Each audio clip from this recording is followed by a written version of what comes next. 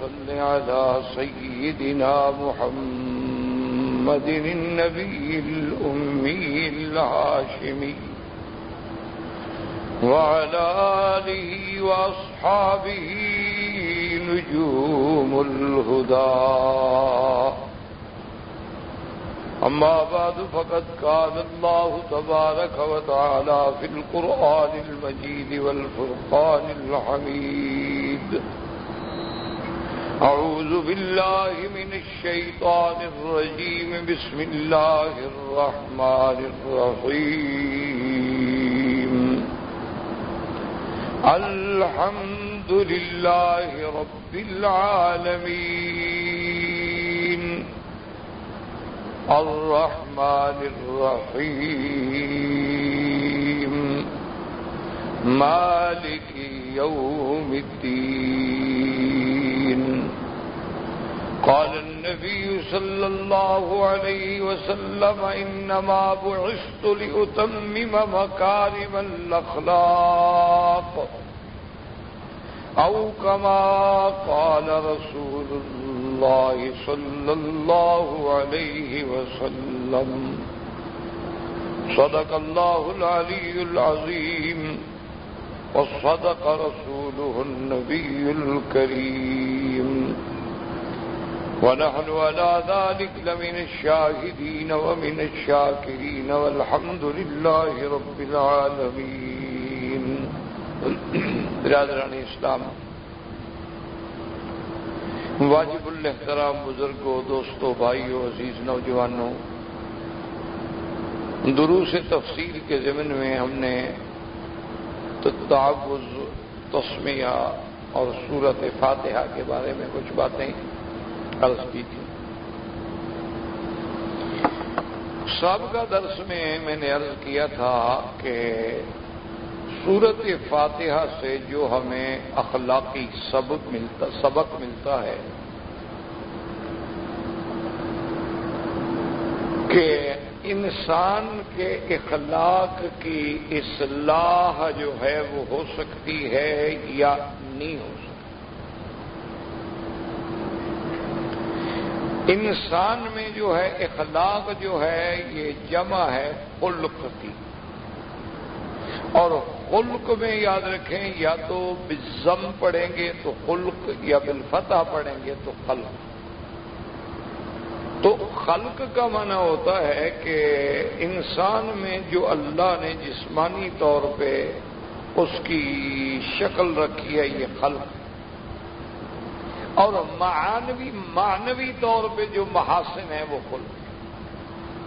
مثلا اللہ نے کسی کو لمبا بنایا، کسی کو اللہ نے درمیانہ بنایا، کسی کو اللہ نے چھوٹے قد کا بنایا، کسی کو اللہ نے خوبصورت بنایا، کسی کو اللہ نے بدصورت بنایا، کسی کو جمیل بنایا، حسین بنایا، کسی کو قبیح بنایا، ذمیم بنایا.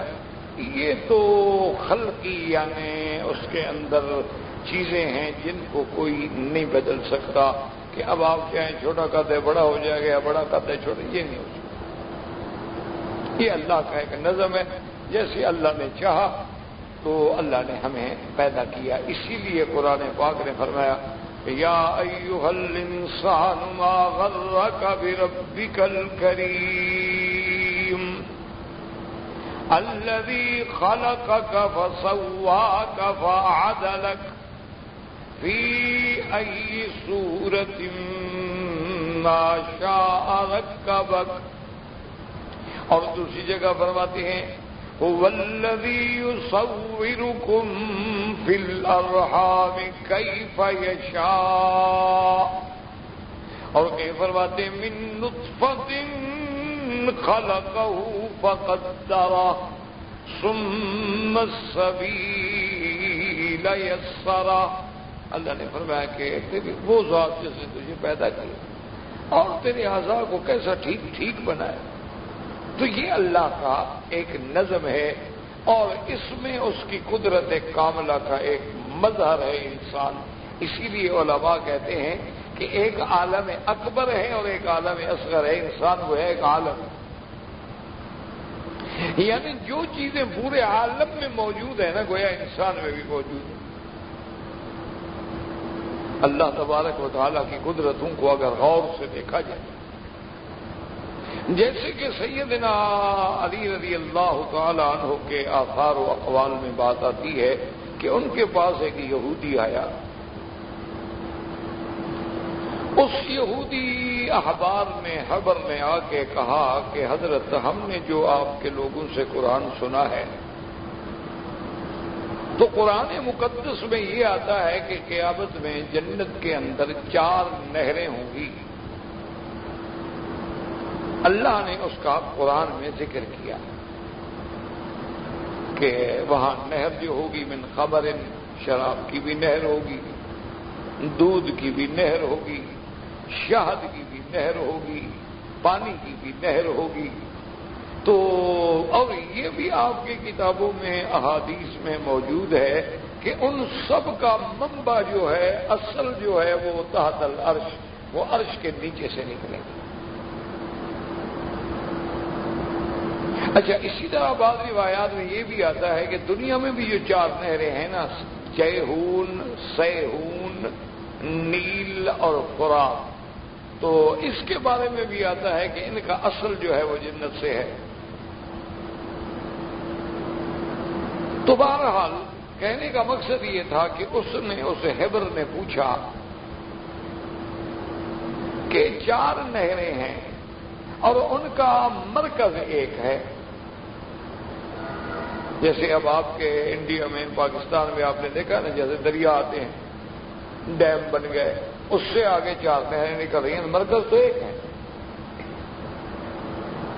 جیسے 5 دریا آ کے مثلا 5 ند پہ اکٹھے ہو جاتے ہیں، دریائے سندھ جو ہے وہ جناب گلگت سے اور پتہ نہیں کہاں کہاں سے گرتا گرتا اٹک آتا ہے، اور اس کے بعد پھر پنجاب آتا ہے، پنجاب کے بعد جناب وہ سندھ آتا ہے، وہ کہاں سے آ جائے آگے پھر ہر جگہ اس سے نہریں نکل رہی ہیں،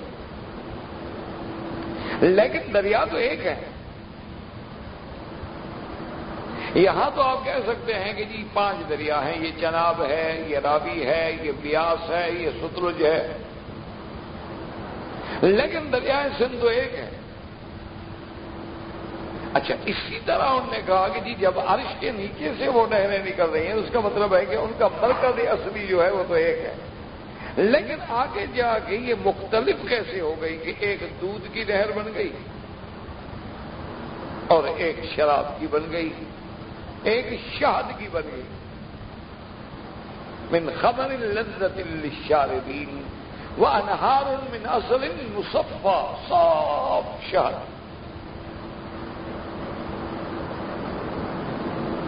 اور اسی طرح اس میں جب چیز منبع ایک ہو تو یہ تو عجیب ہونے کا حیرت کی بات ہے کہ یہ تو ہو سکتا ہے کہ چلو جی پانی ہے، آگے بھی پانی جا رہا ہے، لیکن پانی الگ چیز ہے، دودھ الگ چیز ہے، شہد الگ چیز ہے، شراب الگ چیز ہے، یہ 4 نہریں مختلف چیزوں کی اور منبع ایک ہو، یہ تو ہماری عقل کے خلاف بات،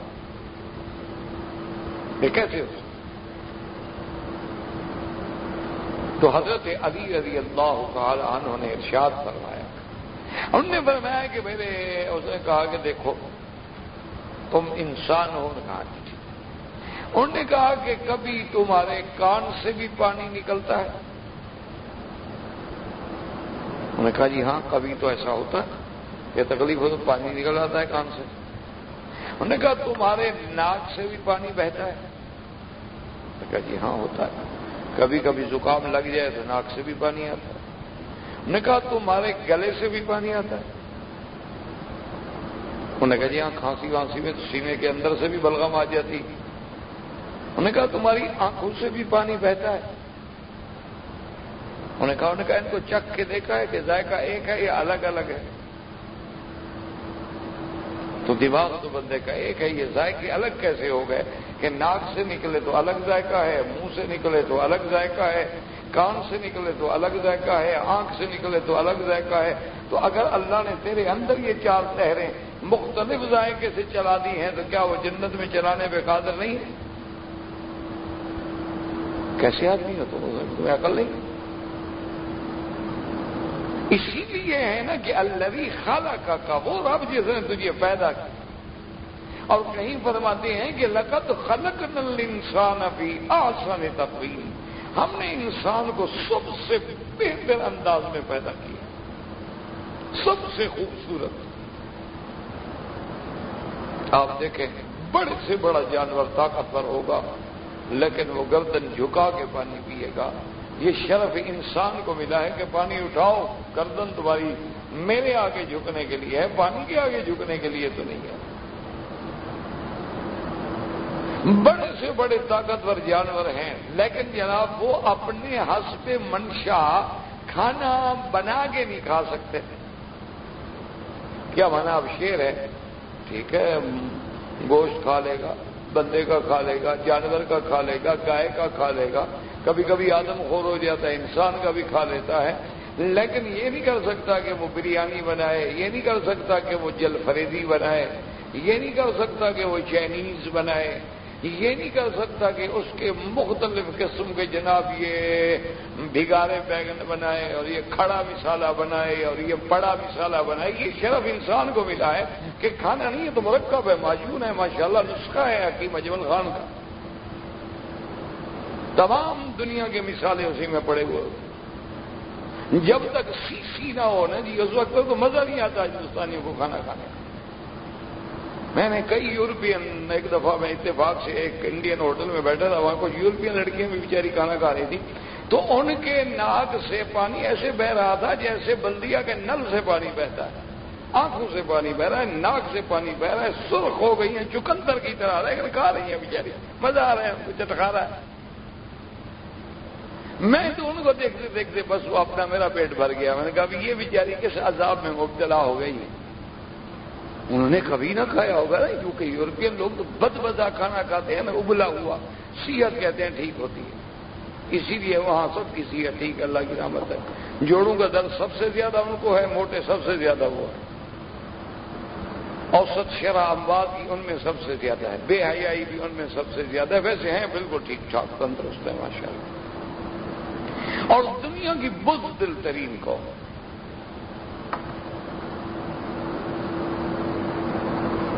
تاریخ میں نہیں آپ نے ایسے بزدل دیکھے ہوں گے.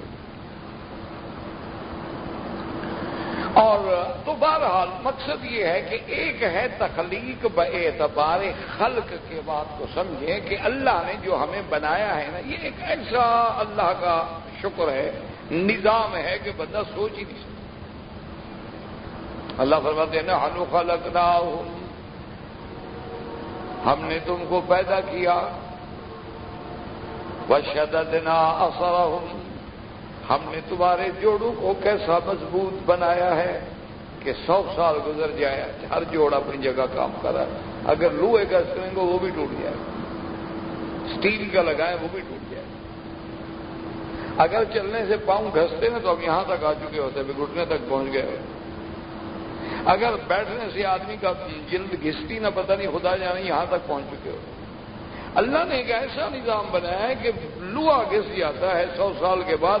بڑے سے بڑے آپ کے پل جو ہے نا وہ کہتے ہیں اب یہ قابل استعمال نہیں رہے، متبادل پل بنائے، بس اس کا ٹائم گزر گیا ہے، میعاد گزر گئی ہے اس کی. لیکن اللہ نے جو چیز بنائی ہے اس کو اچھا جتنی تیری عمر رکھی ہے وہ چیز اسی عمر تک کے لیے ہے. یہ تو تم خراب کر دیتے ہو نا اس کو غلط استعمال سے. اب دیکھو نا جی گاڑی ہے ان نے بنائی ہے، اب آپ اس کو ماشاءاللہ 220 پہ بھگانا شروع کر دیں انشاءاللہ جلدی ٹوٹ جائے گی. اگر آپ کو صحیح طریقے سے استعمال کریں گے تو وہ 10 سال نکال لے گی. اللہ نے جو ہمیں آنکھیں دی ہیں، اللہ نے جو ہمیں دماغ دیا ہے، عقل دیا ہے، ہاتھ دیے ہیں، پاؤں دیے ہیں، اعصاب دیے ہیں، یہ تو بالکل اپنے وقت مقرر کی.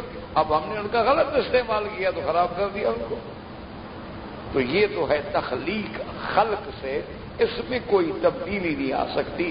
اسی لیے آپ دیکھیں نا کہ اللہ کے نبی نے فرمایا الواشمات والمستوشمات والمتفلجات المتغیرات لخلق اللہ. اللہ نے فرمایا ان عورتوں پہ لعنت ہے جو گنواتی ہیں اور جو اپنا نشان لگاتی ہیں، جو ہمیں باریک کر کر کر کر کے اللہ کے نظام کو تبدیل کرتی ہیں، جو دانتوں میں فاصلہ رکھتی ہیں تاکہ حسن معلوم ہو کہ بالکل برابر دانت ہوں اور برابر ان میں تھوڑا تھوڑا فاصلہ ہو. اب بڑے لوگ تو ہیرے کی کنی بھی رکھوا لیتے ہیں اس کے درمیان تک رات کو چمکتی ہوئی معلوم، ڈائمنڈ کی، اور باقاعدہ اس میں وہ لگوا لیتے ہیں. جیسے آپ سونے کا خول چڑھاتے ہیں اس کے ساتھ ساتھ ڈائمنڈ کا پنہ بھی لگا لیتے ہیں تاکہ وہ جب مسکرائے تو معلوم ہو کہ یہ مونالیزا کی مسکراہٹ ہے. اچھا ویسے وہ بھی آپ کبھی تحقیق کریں، بالکل تخیل ہے جس کا حقیقت سے کوئی تعلق نہیں. وہ کوئی مسکراہٹ نہیں تھی، نہ کوئی حقیقت تھی، محض ایک شاعرانہ تخیل تھا، مصور کا خیال تھا.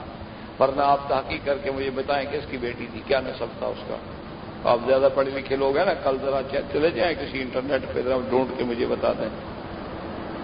یہ مرض ہم مولویوں کو ہوتی ہے تحقیق کی، آپ لوگوں کو نہیں ہوتی، کیونکہ یہ ہماری تو یہ بیماری ہے نا. کریں کیا؟ تو اس لیے کہ ہم تو کتاب کو دیکھیں گے نا جی، اس کا متن دیکھیں گے. اچھا متن کے بعد جی حاشیہ کیا ہے، حاشیہ دیکھیں گے، پھر اس کی شرح کیسے لکھی ہے، پھر شرح دیکھیں گے، اس کی اور شرح کیسے لکھی ہے، پھر وہ شرح ڈھونڈیں. یہ ہمیں مرض ہو جاتی ہے، بیماری ہو جاتی ہے. تو بہرحال میں نے کہنے کا مقصد یہ تھا کہ تغیر جو ہے نا اللہ کے خلق کی. اچھا جی بالوں سے اور بال جوڑ دو، اللہ کے نبی نے لعنت کی. چھوٹے ہیں بڑے ہیں جو اللہ نے دیے ہیں، ٹھیک ہے الحمدللہ قبول کرو. اچھا یہ ہے کہ بالوں کو کٹوا کے بوائے کٹ بنا لو. اچھی خاصی لڑکی ہے لیکن لڑکا نظر آتا ہے. نیچے چونکہ جین ہے ماشاءاللہ وہ بھی پھٹی ہوئی گندی. سب سے بڑا ماڈرن وہ لڑکا لڑکی ہوتی ہے جس کی پینٹ جو ہے نا ایسے معلوم ہو کہ اس کو کتے نے پھاڑا ہوا ہے باقاعدہ کاٹ کاٹ کے. وہ سمجھیں یہ بڑا ماشاءاللہ ایلیٹ کلاس کا لڑکا ہے. تو اگر وہ صحیح سالم ہو تو وہ تو پھر ابھی مانا یہ ہے کہ ابھی آ تو رہا ہے، کاؤبوائے بن رہا ہے، لیکن ابھی اچھی طرح بنا ہے. اللہ نے ایسا لباس ان کو نصیب کیا ہے. اچھا پہلے ہم سمجھتے تھے کہ گھڑیاں واٹر پروف ہوتی ہیں، اب یہ پینٹ جو ہے یہ بھی واٹر پروف ہے. 2 سال پیشاب کرتے رہو سارا اندر رہے گا، نہ دھلنے کی ضرورت ہے نہ صفائی کی ضرورت ہے. جہاں پیشاب کیا اس نے چوس لیا. کیسے دیکھیں یہ کیسے لباس انگریز نے پہنایا ہے آپ کو. مستقل ایک اللہ کا عذاب ہے. یعنی ہمارے ملک میں تو یہ گھوڑے کی زین یا گدھے کی زین کے کام تو آ سکتی تھی، بندے کے پہننے کا کام کپڑا تو نہیں زین.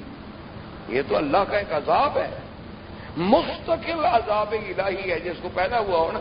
یعنی پسینہ بہ رہا ہوگا، برا حال بانکے دہاڑے، لیکن جین پہن کے چلے گا، پتہ لگے کہ یہ ماڈرن آدمی ہو. ایسے ہمارے ہاں وہ مثل ہوتی ہے کہ بھی ایسے سونے کو آگ لگاؤ جو کان پھاڑ دے. اس کا کیا ہو کہ سونا اتنا بھاری پہن لو کہ کان ہی پھٹ جائے. تو ایسے کپڑے کو آگ لگاؤ جو عذاب ہو. کوئی مہذب کپڑا ہو، انسان جس میں بندہ نظر آئے. یہ تو نہیں کہ بندہ بندر نظر آئے. یہ کون سا لباس ہوا. اچھا اس کے بعد جناب یہ ہے، کبھی آپ کو یہ بھی خیال آیا ہے کہ اپنا ہم ایسا کپڑا پہنے جہاں الرحمن علم القرآن لکھا ہوا پہنا ہے؟ نہیں، وہاں تو آپ تو وہ پہنیں گے نا جس میں کسی مائیکل جیکسن کا نام ہو، جس پہ کسی مارلن منرو کا نام ہو، جس پہ اس کے کیا ہے پتہ لگے نا یہ کس کو چاہتا ہے. یعنی بنیاد دیکھ کے بندہ اندازہ لگا لے کہ حضرت کا ہجرہ نسب کیا ہے. بالکل 1 سیکنڈ میں وہ لڑکا پہچانا جاتا ہے کہ حضرت کیا ہے. تو یہ تہذیب نہیں ہے. نئی تہذیب کے اکبر الہ آبادی نے کیسے کہا تھا کہ اٹھا کر پھینک دو باہر گلی میں، نئی تہذیب کے انڈے ہیں گندے. یہ کوئی تہذیب نہیں، اصل تہذیب محمد مصطفیٰ صلی اللہ علیہ وعلا آلہ واصحابہ وسلم تسلیما کثیرا. دیکھو نا ایمان سے کہیں لباس کیوں تھا؟ تیرا ستر بنے، تیرے اعضاء کو چھپانے والا بنے، تجھے راحت دینے والا بنے. اگر وہ عذاب دینے والا بنے اور تیرے اعضاء کو کھولنے والا بنے. آپ کبھی میری باتوں پہ نہ آیا کریں کیونکہ مجھے تو آپ دقیانوسی اور پرانا بنیاد پر رسم اللہ ہی سمجھتے ہوں گے. آپ خدا کے لیے یا چلو کسی کی بات نہ مانو، ایک بڑا شیشہ پیچھے رکھ لو اور ٹائٹ پینٹ پہن کے نماز پڑھو، ذرا غور کرو کیا ہوتا ہے. آپ کیسے نظر آتے ہیں دیکھ لیں. چلو کسی پر اعتبار نہ کریں، خود پیچھے ماشاءاللہ ایک شیشہ کھڑا کر دیں بڑا. نماز نہ پڑھیں، ویسے حرکات و سکنات کر کے رکوع کے سجود کے ذرا غور فرمائیں کہ آپ کیسے نظر آ رہے ہیں. آپ کے پیچھے جو صف نماز پڑھ رہی ہے ان کو آپ کیا کیا دکھا رہے ہیں. انا للہ و انا الیہ راجعون۔ اللہ تبارک و تعالی ہمارے حال پہ رحم کرے کہ ہم کتنے بگڑ گئے ہیں کہ ہمیں کچھ بھی یاد نہیں، نہ لباس میں، نہ معاشرت میں، نہ کھانے میں، نہ پینے میں۔ یعنی آپ اندازہ کریں، بد مزہ بدترین قسم کا پیزا ہونا ہمارا نوجوان شوق سے کھائے گا۔ کیوں؟ لفظ پیزا ہے، اس میں کچی مچھلی ہو، بدبودار اس میں جناب جبن ہو، اور چیز کوئی 15 سال پہلے کی اس میں پڑی ہوئی ہو، اور کھاتے ہوئے ہوا آ رہی ہو، لیکن نام پیزا ہے، وہ کھائے گا۔ برگر کھائے گا، خود برگر بن جائے کھاتے کھاتے، لیکن کھائے گا ضرور کہ نہیں جناب میکڈونلڈ سے جا کے لینا ہے، بالکل۔ اور لائنیں لگی کھڑی ہوتی ہیں، یعنی 400 600 روپے کا ایک برگر ہے انڈو پاک، اور پتہ ہے اس کے فرنچائز جو ہیں 50 لاکھ سیکورٹی کے بعد بھی وہ نہیں دیتے۔ یہ کیا ہے مجھے بتائیں آپ۔ اچھا اس میں ہوتا کیا ہے؟ کبھی غور کیا ہے؟ وہ اگر آپ اپنے گھر میں بنائیں میرے خیال میں 5 گروش بھی ختم خرچ نہ ہو، لیکن وہی بات کیا ہے کہ ہم بالکل اس دور میں، اچھا آج تک آپ نے کبھی بحث کیا، ایمان سے کہیں، اب آپ کو ماشاءاللہ مکے میں رہتے ہوئے کئی دن گزر گئے، آپ نے کبھی ایک دن بھی سوچا ہے کہ گھر میں اپنی بیوی سے کہیں کہ یہ ساری کتابیں رکھ دو، ایک دن تو ہمیں وہ کھانا بنا کے کھلا دو جو حضور پاک نے کھایا ہو؟ کبھی آپ نے تحقیق کی ہے؟ جو بڑے بڑے عاشق ہیں کہ حضور صلی اللہ علیہ وسلم کا عام کھانا کیا ہوتا تھا؟ اچھا حضور پاک نے کبھی کبھی خوشی کے موقع پر کھانا کھایا تو وہ حیث کیا تھا، اس حریصہ کیا تھا؟ حضور صلی اللہ علیہ وسلم کے گوشت کس طرح پکایا جاتا تھا؟ حضور صلی اللہ علیہ وسلم نے روٹی اور لبن کیسے استعمال کیا ہے؟ کبھی آپ نے نہ تحقیق کی ضرورت ہی نہیں، کیونکہ ہمیں حضور پاک صلی اللہ علیہ وسلم کی تہذیب پہ جانا ہی نہیں۔ ہمارا تو تہذیب فرنگ پہ ہم نے جانا ہے، ہمیں کیا آپ سوچتے پھریں کہ حضور کا کھانا کیسے تھا صلی اللہ علیہ وسلم۔ اور جو عاشق